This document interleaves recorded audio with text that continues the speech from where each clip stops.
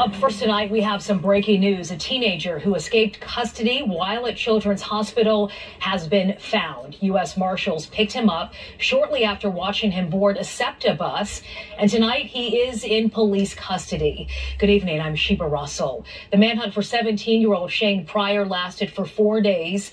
Charged with murder and being held at the Juvenile Justice Services Center, Pryor escaped right outside of CHOP just before noon on Wednesday, and he was headed there for a hand injury. Here's our Kelly Rule with more on his capture.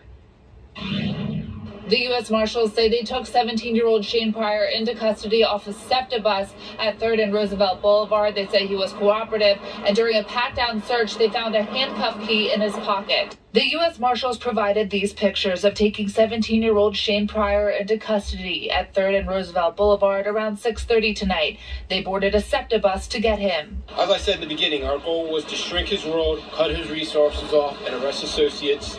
And that's exactly what we accomplished tonight. Deputy Robert Clark with the U.S. Marshals Fugitive Task Force says they also found this handcuff key when doing a pat-down search of Pryor, though he couldn't say how long Pryor had it or if he ever used it. The 17-year-old was in custody at the Juvenile Justice Services Center for almost 3 years after he and another teen were charged with killing 54-year-old Tanya Harris in October 2020 in a Northeast Philadelphia alleyway. And on Wednesday, just around 11:51 a.m., police say he escaped from 2 juvenile detention counselors outside CHOP.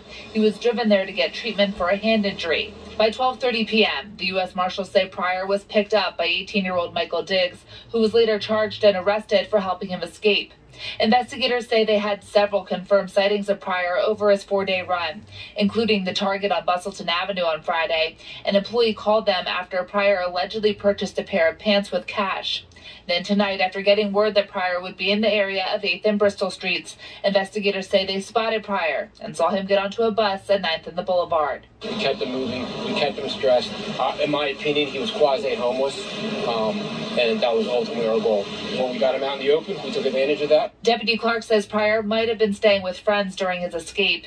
His attorney and mom tell Fox 29 he has always maintained his innocence and that he was scared and frustrated after a judge denied his request to move his case to juvenile court in December. His attorney telling Fox 29 tonight, quote, "I'm glad he was taken into custody and is safe, and now the focus can return to defending him in court." The investigation still ongoing.